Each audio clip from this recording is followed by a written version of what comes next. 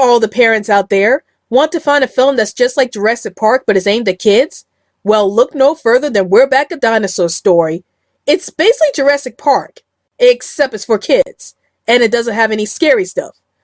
Well, maybe some scary stuff.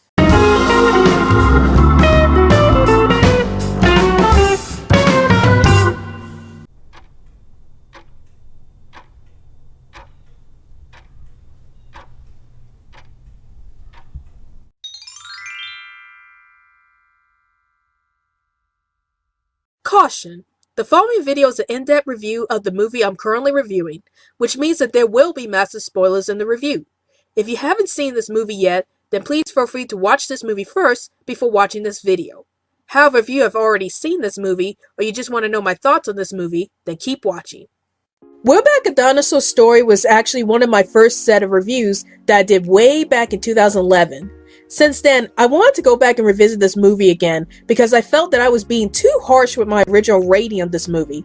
Now it's time to go back in time and put on a different spin to my original review.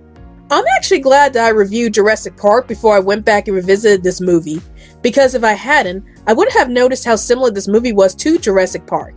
Although the fact that this movie came out the same year as Jurassic Park, which was 1993, should have been a dead giveaway. It's kind of hard not to say that this movie was made in response to the success of Jurassic Park, especially when both movies were worked on by Steven Spielberg, and both had similar themes of messing with forces that you can't control. So before I go into what I liked and hated about this film, I would like to give out a brief summary of this film. The film starts off with a T-Rex named Rex, telling the story to a little bird about how he and the other dinosaurs made it to New York City.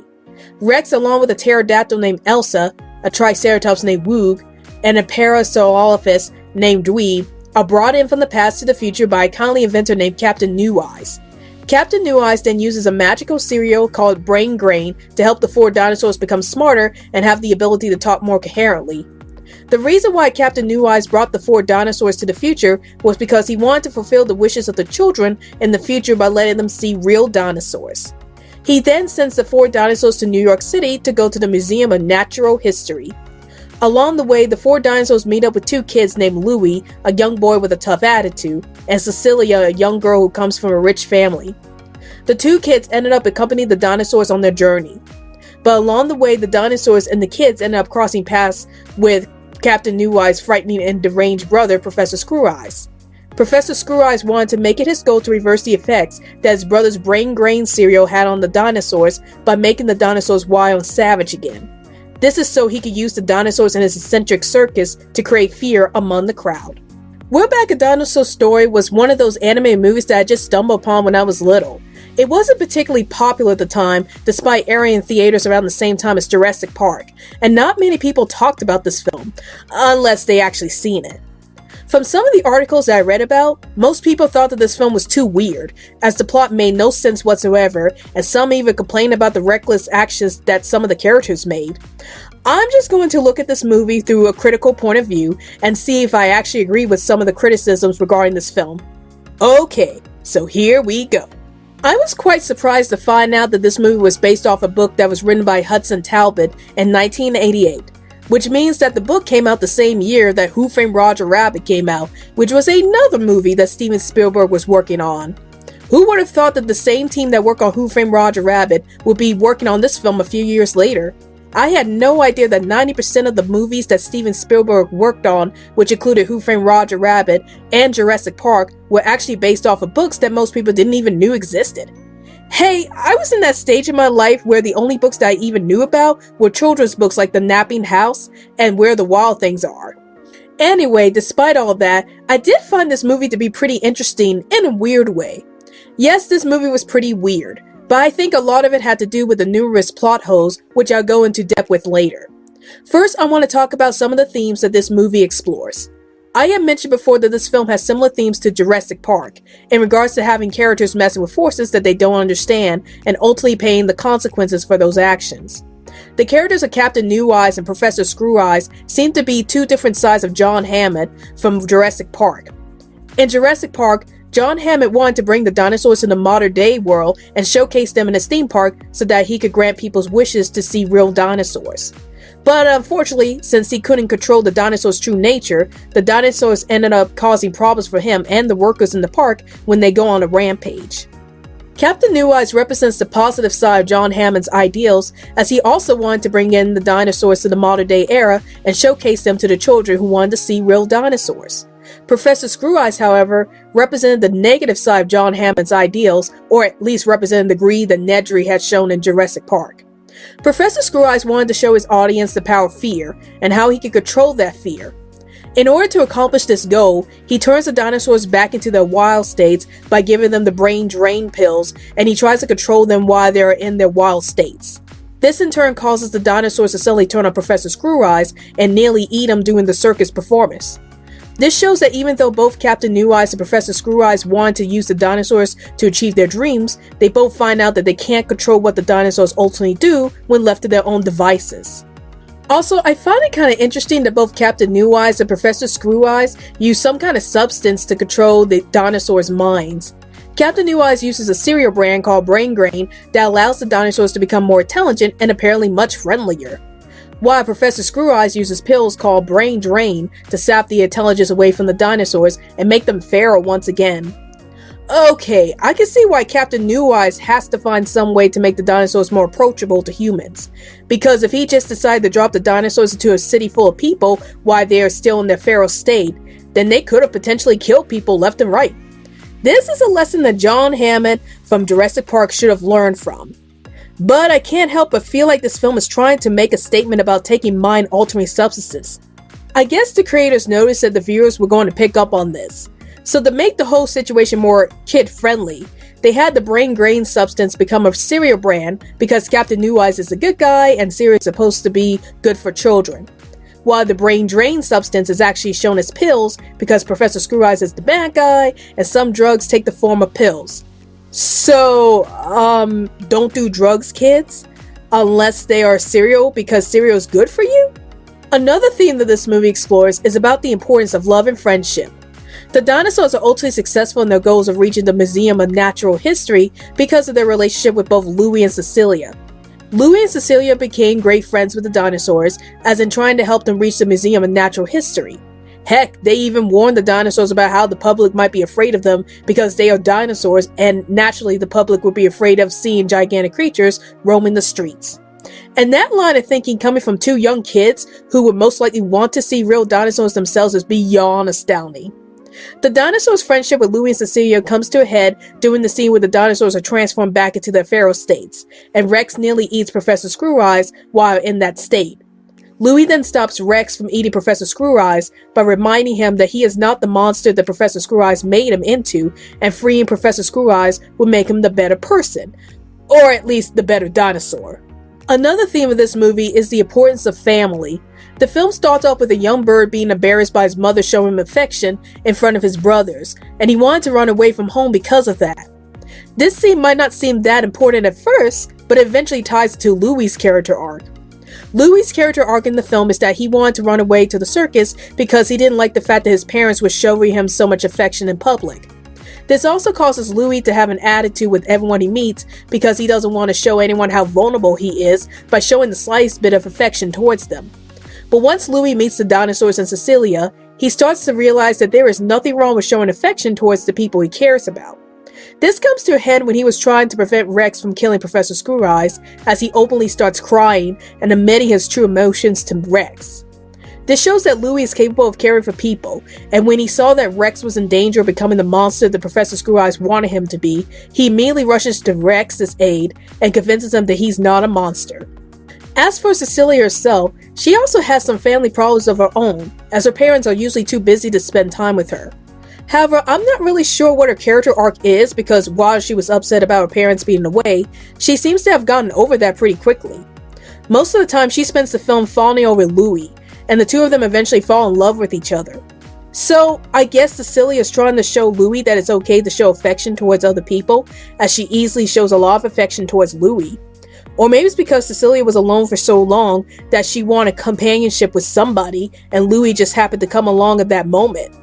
I honestly don't know. This seems to fall into the usual love at first sight cliche I've seen so many times in movies. There's not much to say about the dinosaurs themselves, as they are mostly there to embark on a journey to get to the Museum of Natural History. The only bit of characterization that we get with the dinosaurs is mostly revolving around Rex and his relationships with Louie and Elsa.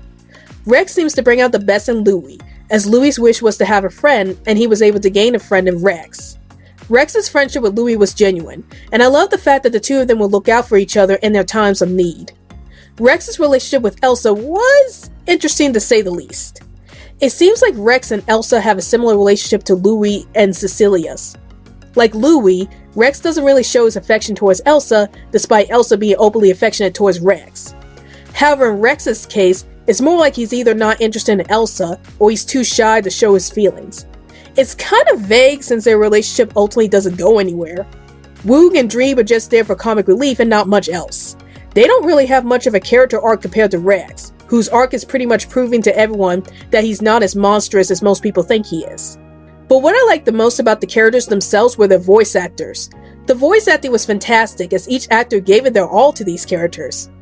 John Goodman was a really good choice for Rex, as he really brings out the general nature of Rex, while giving him a booming voice that goes well with Rex's huge size. I was actually surprised that Yarly Smith, Lisa Simpson from The Simpsons, was actually voicing Cecilia, and I think that she did a fantastic job with voicing her. Cecilia always has a cute voice, which fits well with her adorable personality, and Yarly Smith was able to convey that easily. But probably the biggest surprise for me in this film, and I just found out about this, was that Kenneth Mars, King Triton from The Little Mermaid, had actually provided the voice for Professor Screw Eyes himself. I was beyond surprised by this, since I never would have thought that Kenneth Mars would do the voice of a villain in an animated movie. Kenneth Mars surprisingly did a brilliant job at giving us a chilling performance for Professor Screw Eyes, as he always sounded so menacing whenever he's on screen. There were other voice actors who brought so much energy to the characters, like Jay Leno as Vorb and Julia Child as Dr. Bleed, that would probably be here all day listing their names. So I'm just going to say that all the voice actors did a fantastic job of portraying the characters. Another aspect of the film that I really enjoyed was the musical score done by the late James Horner. James Horner's music has always resonated with me ever since I was little, and We're Back, a Dinosaur Story has some of the best music performed by James Horner. The music throughout this movie was very uplifting and beautiful, and it fits so well with the beauty and awe of this film. I always wanted to get the soundtrack for this movie, just to listen to it over and over again. I also love the animation in this film, as it was very well done for a project that was being rushed out at the time of its release. Probably my favorite parts of the animation in this film were the scenes that involved showing us the lights of New York City and how realistic and gorgeous they looked. Okay, so now that I got all the things that I liked about this movie out of the way, I would like to talk about some of the problems that I have with this film. And man, do I have a lot to talk about here. First off, I wanted to go into depth about the theme of family here. We see that Louie and Cecilia were having problems with their families and ran away because of these problems. And at the beginning of the movie, the little bird was having problems with his family and wanted to run away from them. But what does this theme have to do with the dinosaurs themselves? It seems like the dinosaurs don't really have a character arc of their own, except that they need to get to the Museum of Natural History and avoid Professor Screw Eyes at all costs. None of the dinosaurs seem to have any families of their own, and they never really said anything about having families to Louie and Cecilia. If the whole idea was that the dinosaurs established a family with each other, then the movie was being very vague about that. We don't know if the dinosaurs wanted to establish a family among themselves, or if they just wanted to help Louie and Cecilia understand how much their families really care about them. Another problem that I had with this film was regarding the characters of Captain New Eyes and Professor Screw Eyes themselves. We know that both characters are inventors, and that they use their inventions to achieve their goals in life. Captain New Eyes wants to make the children's dreams come true by bringing real dinosaurs to the future, while Professor Screw Eyes wants to bring fear to children by turning the dinosaurs back into their feral states. However, there were some moments in the film that made me question both characters. For one thing, was it really wise for Captain New Eyes to suddenly drop the dinosaurs into New York City without giving them any directions on how to get to the Museum of Natural History? It's like he's saying to the dinosaurs, "Okay, I gave you guys some brain grain cereal, so y'all should be smart enough to be able to navigate your way through New York City without me telling you how to get there." That's like dropping me into a foreign country without telling me how to get to a famous monument within the country. I wouldn't have a clue about what the culture of this country is all about, or what streets I need to get on to reach said famous monument. Did Captain New Eyes even thought about what would happen if the dinosaurs got lost in the city, or what would happen if they caused a panic in the streets? I mean, just because the children want to see the dinosaurs doesn't mean that the adults or anyone else would be that ecstatic to see them. It's kind of weird that the film never really delves into this, and the film seems to be on Captain New Eye's side on these matters. Even though some of the things that he did would have realistically caused some problems for both the humans and the dinosaurs themselves. I also wish that the film went more into depth with Professor Screw-Eye's backstory about how he lost his eye and went insane. There was a deleted scene that explained about how Professor Screw-Eyes lost his eye and why he's so terrified of crows. In that scene, it turns out that a crow had pecked out his eye, and it caused Professor Screw-Eyes to become a very cynical man while developing a deep fear of crows. Even though that scene explained a lot about how Professor Screw-Eyes lost his eye and got a screw as a replacement, that scene would have been too disturbing for smaller children, hence why it was deleted. Also, I was a bit confused about why Professor Screw-Eye's, Screw-Eye has powers. It seems like his Screw-Eye has the power to hypnotize people, as he did with Louis, Cecilia, and Rex. How did Professor Screw-Eyes get the power to hypnotize people with a Screw-Eye? Did he make some kind of deal with a witch or something to have his Screw-Eye contain some powers? Or does he have powers of his own that we don't know about? The film is really vague about this. Man, I must have used the word vague like a million times already. I was also a bit confused by Professor Screw-Eye's death at the end of the movie.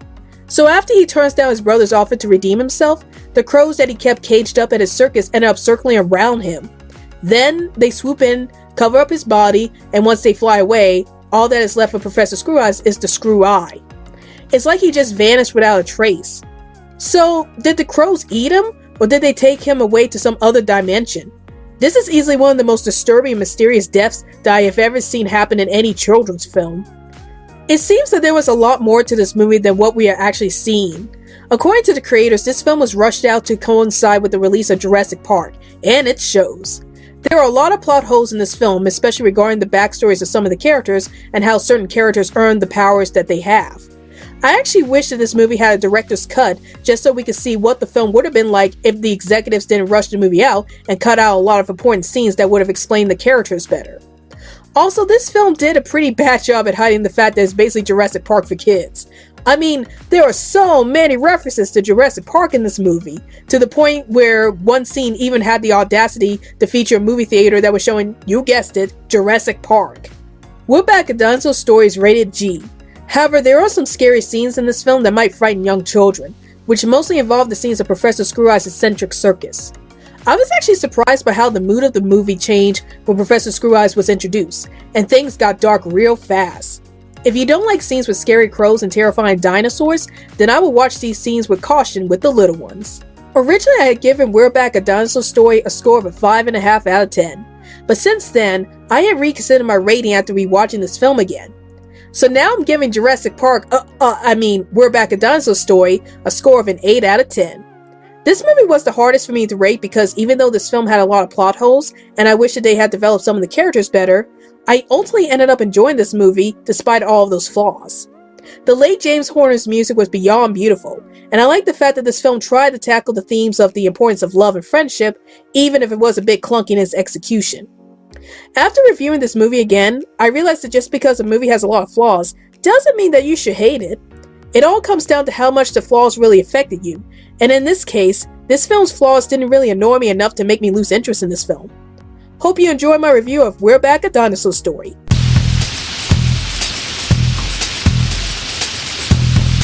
Psst. Hey you. Have you been enjoying the Reviews 2.0 videos? Want to get an added bonus for viewing these videos? Like getting early access to these videos before they are released on YouTube? Or being able to request what movies and TV shows I should review next? Then please feel free to support these videos through my Patreon account. Check out all of the tier titles on my account and choose which tier title you want to be known as. You could become a new member on the block, an early bird, be a part of the future Bunch team, a backstage passenger, an animation superstar, and last but not least, the honorary supreme. So show off your tier title name to the world once you support the Reviews 2.0 videos through Patreon. Hey guys, like this video? Then please feel free to hit that like button. And also, hit that subscribe button for more content about video games, movies, and TV shows from this channel. And now, let's roll the credits, please.